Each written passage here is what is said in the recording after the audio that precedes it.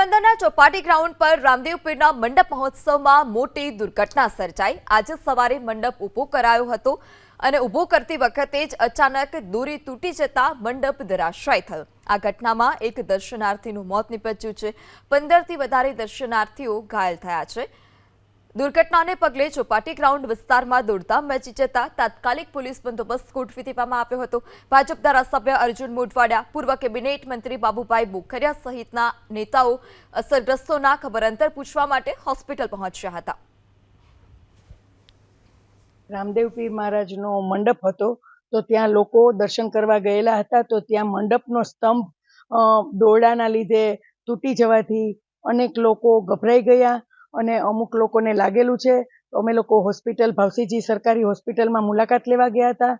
એક માણસનું દુઃખદ મૃત્યુ થયું છે, એ દુઃખદ ઘટના છે।